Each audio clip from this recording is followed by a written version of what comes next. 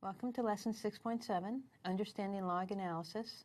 In your Candidate Information Bulletin, we are in the Security Assessment and Testing domain. We are in Key Area of Knowledge C, which is Collect Security Process Data. Our topics for this lesson are going to include event and audit logs, predictors and indicators of compromise, regulatory requirements, log analysis, log retention, and log prevention, SIEM, testing and validation, and log management. So a log is a detailed, time-stamped, computer-generated record of events. Event and audit security-related logs are created by network devices, by operating systems, by applications, by databases, just to name a few. Event and audit logs can capture operational and security-related events and activities. So log analysis is conducted for any number of reasons, including the verification of policy compliance, regulatory requirements, system troubleshooting, forensic evidence, and identification of predictors and indicators of compromise. Now, logs contain just a wealth of operational and security information, again, including our predictors and indicators of compromise. A predictor of compromise, a POC, is a signal or a warning that an incident may occur in the future, so that we're either at the starting stages or just that there are some pre-activities occurring. An indicator of compromise, an IOC, is substantive or corroborating evidence that an incident may have occurred or may be occurring now. Now, monitoring and analyzing activity is a component of virtually every security-related regulation and contractual obligation, including GLBA for financial institutions, HIPAA for healthcare covered entity, FSMA for government agencies, NERC for power systems, and the PCI DSS for merchants, or any organization that takes payment cards as payments.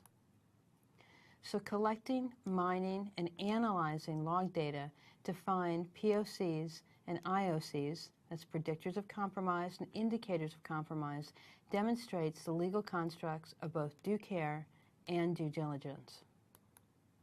So log data extracts can really be varied, again, operational and security.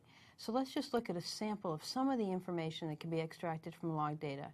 Unauthorized access, unexpected access, data leakage and exfiltration, administrative activity, authorized and unauthorized, if a system reboots, user management, policy changes, if there's remote desktop sessions, again, authorized or unauthorized, if there's been any configuration changes, what we're utilizing for bandwidth, what patches have been installed, if software has been installed, including malware, are there command and control connections, what's the process activity, and what are traffic patterns, including known malicious sites. And this is just to name a few, so it's hard to stress how much data can really be extracted from the logs. There are some real challenges in working with log data. The 5 primary challenges are volume, noise, a variety of format, the challenge of interpretation, and privacy. A single device can easily generate hundreds of events per minute. So if you start multiplying that out by minutes and hours and days and the number of devices, you can quickly run into, the hundreds of thousands, the millions, the billions of events. Logs can also contain a significant amount of useless data that needs to be parsed or pulled out before processing. Logs from different devices all have different formats. They might have different timestamps, they might use different languages, they have different formats, and so the logs all have to be converted to a standard format, and then their data normalized to ensure consistency. And then logs are just really cryptic. And you read a log even once it's normalized and it's using error codes and it's using terminology that, I think only the programmers probably knew. So they require an interpretive process. You just can't read a log and say, oh yeah, I get it, I know what it means. It truly requires a process to interpret them. Logs may contain sensitive data. They may include MPPI, they may include credit card data, they may include other confidential data. And an example would be if a user logs in and by mistake they put their password in the username field, well, their password will now show up in the logs. Other confidential information that may end up in a log includes device and architecture identification, user and group information and membership, application and patch data levels, perhaps evidence of wrongdoing, or PI or payment card data if transaction data is captured. We need to make sure that logs are always securely transmitted and stored. The process of log analysis is pretty complex, and it's critical that log entries be examined in context, because the output of log analysis should result in actionable intelligence. A number of techniques are employed in log analysis. First is aggregation, which consolidates events from disparate devices and systems, perhaps what's happening at a firewall, a web server, maybe an authentication server, looking at all of those in concert. Correlation ties individual log entries together based on related information. Sequencing examines activity based on patterns and on threat intelligence. And trend analysis identifies activity over time that in isolation might appear normal. So taken together, our logs can truly provide us with indicators and predictors of compromise and actionable intelligence. Now, logs may need to be preserved to meet legal and regulatory requirements, both the raw log and the analyzed output. So log retention is the archiving of logs in accordance with organizational retention and destruction policies. Log preservation is keeping logs that normally would be discarded because they contain records of activity of particular interest.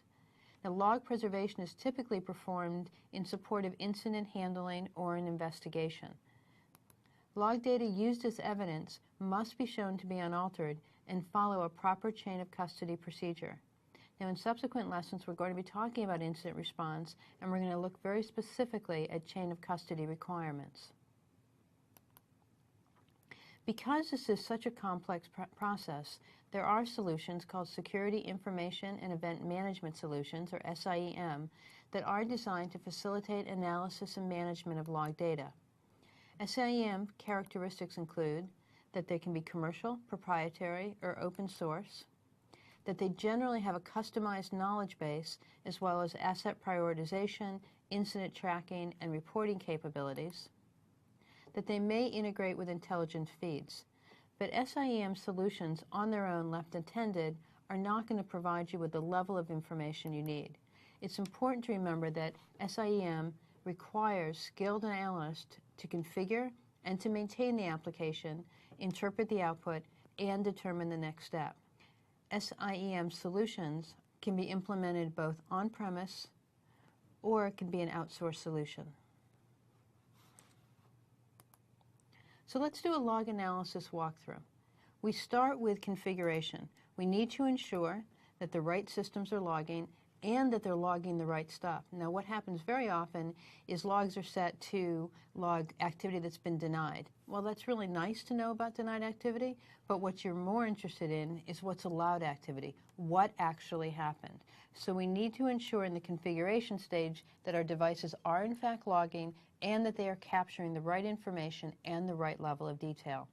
We need to make sure that wherever those logs are being collected, there's adequate storage capability.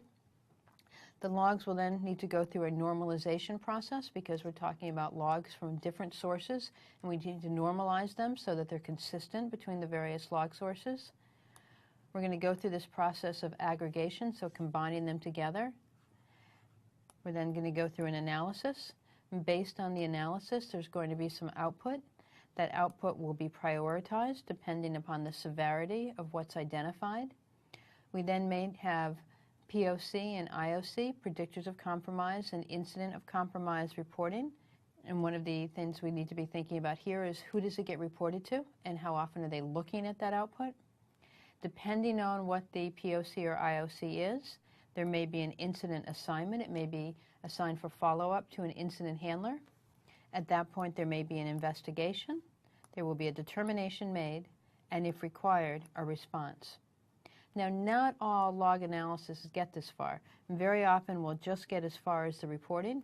The reporting may be security-based, but it also may be operational-based, and there may be lots of usable information that the security operations team uses for monitoring daily activities.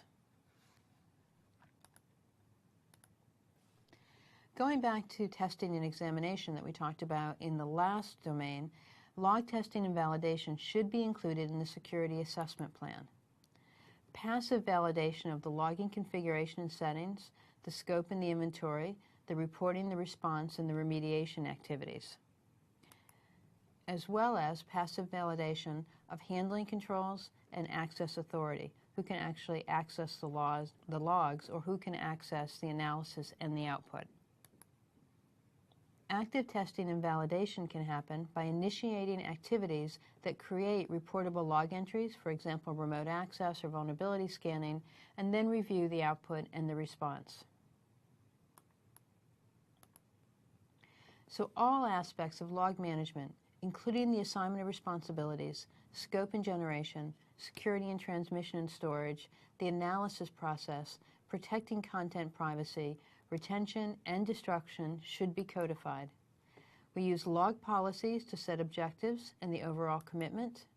We're going to use log standards to document mandatory operational requirements.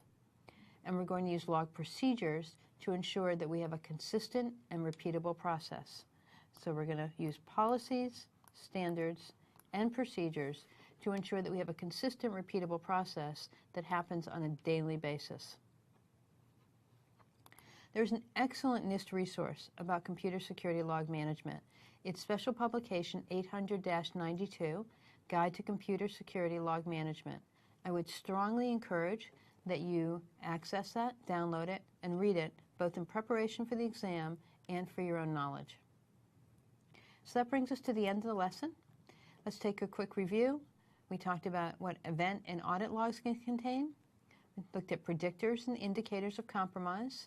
We looked at regulatory requirements, talked about log analysis, log retention and preservation, SIEM systems, testing and validation, and log management. So that brings us to our lesson 6.7, match the meaning.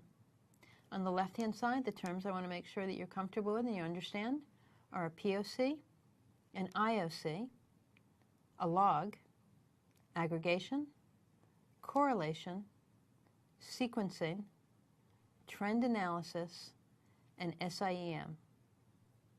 Those are pretty much all new terms from this lesson.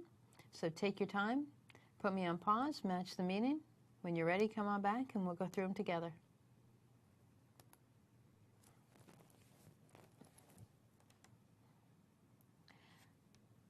Let's work together on our lesson 6.7 terms. A POC is a predictor of compromise.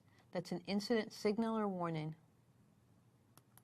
An IOC is an indicator of compromise, and that's evidence of an incident. A log is just a detailed, time-stamped record of activity. Aggregation, in this use, is when we're consolidating our logs. Correlation is when we start tying events together. Sequencing is when we examine patterns. And trend analysis is when we're looking at activity over time, over a particular time period. And SIEM, Security Information Event Management, is a solution for managing logs. That brings us to our CISSP exam tips. Remember that monitoring is a regulatory expectation. Almost every information security regulation expects that there is ongoing monitoring and analysis. Log analysis and response demonstrates due care and due diligence. And the SIEM solutions are not set and forget. They do require skilled analysts. So thanks for joining me for this lesson. I look forward to seeing you in the next.